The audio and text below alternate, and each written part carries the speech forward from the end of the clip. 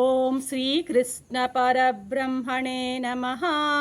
శ్రీ గురుభ్యో నమః. శ్రీమాత్రే నమః. శ్రీ గణేశాయ నమః.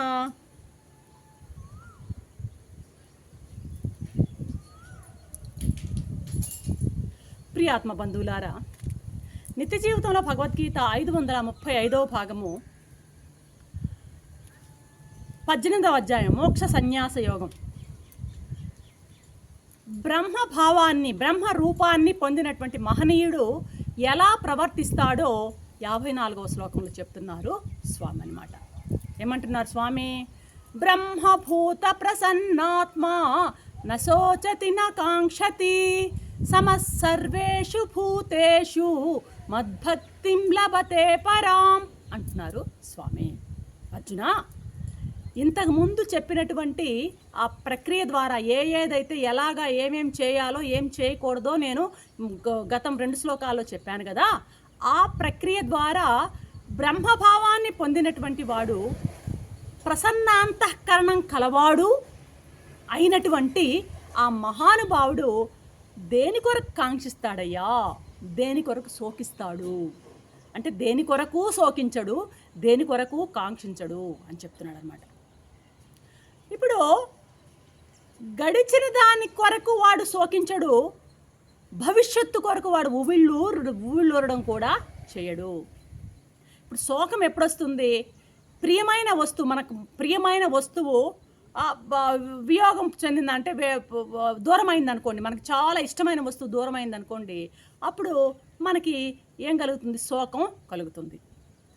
అయితే ప్రియ వస్తువు ఏంటి? వీడికి ఈ బ్రహ్మరూపాన్ని పొందినటువంటి ఈ ముముక్షువుకి ప్రియ వస్తువు ఏది? పరమాత్మే.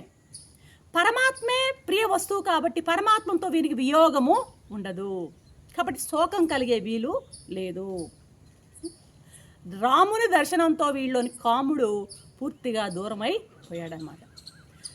అలాంటి పూర్ణ పురుషుడికి ఇక కోరికలు ఎక్కడుంటాయి? కోరికలు కూడా ఉండవన్నమాట. ఇక్కడ కృష్ణ పరమాత్మ భక్తిని సమన్వయపరుస్తున్నాడు, జ్ఞానంతో భక్తిని సమన్వయపరుస్తున్నాడు. ఇక్కడ చూడండి, ఇప్పుడు శాస్త్రాలు భక్తిని 3 రకాలుగా చెప్తుంటాయి. వైదీ భక్తి, రాగాత్మిక భక్తి, పరాభక్తి అని 3 విధాలు.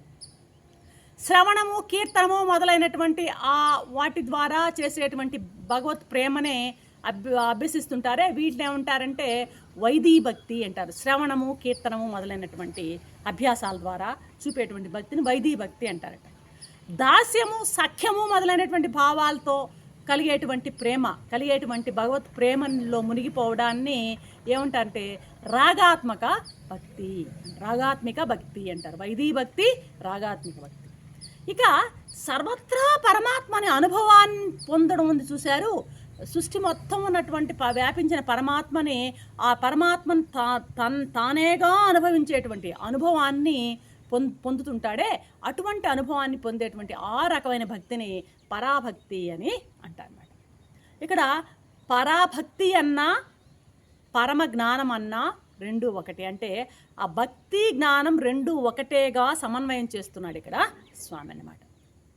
ఇప్పుడు ఈ కర్మయోగానికి, ఇప్పటి వరకు చెప్పినటువంటి ఈ కర్మయోగానికి ఫలితం ఏంటంటే ఈ పరాభక్తి.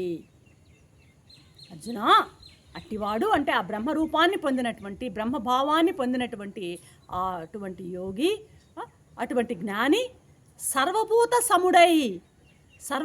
సముడై నా పరాభక్తిని పొందగలుగుతున్నాడు. సర్వభూతాలలోనూ ఉన్నటువంటి ఆ నన్ను చూడగలుగుతున్నాడు, అలా నన్ను పొందగలుగుతున్నాడు. పరమాత్మను సర్వవ్యాపిగా గుర్తించుతాడు ఇతను. సర్వవ్యాపిగా అన్ని ఇంటి అందు ఉన్నటువంటి వానిగా గుర్తిస్తాడు. కాబట్టి వాడు సర్వుల యందు కూడాను వాడు ప్రేమనే చూపుతాడు. అందరిలోనూ భగవంతుని చూసేవాడు అందరినీ ప్రేమని అందరిపై ప్రేమని చూపుతాడనమాట. భూతాత్ముడు అయిపోతాడు అతను. ఇటువంటి ప్రేమనే పరాభక్తి అంటారయ్యా అంటున్నాడు స్వామి. దీన్ని ఏకాంత భక్తి అని కూడా అంటారు. ఈ పరాభక్తి పైన చెప్పినటువంటి ధ్యాన యోగానికి పరిపక్వత, మనం ఇప్పటి వరకు చెప్పుకున్నాం కదా, ఆ బ్రహ్మరూపాన్ని పొందిన ఆ ధ్యాన యోగికి ఫైనల్గా కలిగేటువంటి ఆ పరిపక్వత, ఆ యొక్క దానికి ఫలం ఏంటి అంటే ఈ పరాభక్తేను. ఈ పరాభక్తినే వేదాంతులు ఏమంటారంటే నిధిధ్యాసన అంటారు. మన నిధిధ్యాసన అంటారనమాట వేదాంతులు దీన్ని. ఈ పరాభక్తినే నిధిధ్యాసన అని అంటారనమాట. అర్థమవుతుందా? అంటే సమస్తంలోనూ ఉన్నటువంటి పరమాత్మని తానుగానే భావిస్తూ తన స్వరూపంగానే అనుభవిస్తూ ఉండేటువంటి ఈ యొక్క స్థితిని ఆ పరాభక్తి అంటారు. ఇది ఇంతవరకు చెప్పినటువంటి ఆ ధ్యాన యోగికి ఫైనల్గా దొరికేటువంటి ఫలితం ఇదేనయ్యా అంటాడు. నన్ను తన స్వరూపంగా ఎరిగి నా యందు వాళ్ళు పరమ ప్రేమను అవలంబిస్తారు. తన స్వరూపంలోనే చూస్తారు. ఆ చుట్టూ ఉన్నటువంటి ప్రపంచంలో ఉన్నటువంటి ఆ చైతన్య శక్తిని, ఆ పరమాత్మని తన స్వరూపంగానే చూడడం వీళ్ళకి అలవాటు అవుతుందయ్యా. నన్ను ఎరిగి నా యందే వాళ్ళు పరమ ప్రేమను అవలంబిస్తున్నారు. వీళ్ళు అహం బ్రహ్మాస్మి అనేటువంటి ఆ భావనలో అఖండమైనటువంటి చైతన్యమైనటువంటి ఆ బుద్ధి వృత్తి ఉందే, ఆ వృత్తే పరాభక్తి యొక్క స్వరూపము అని చెప్తున్నారు ఈ 535వ ఎపిసోడ్లో 54 శ్లోకంలో స్వామి. రేపటి ఎపిసోడ్లో ఏం చెప్తారో చూద్దాం.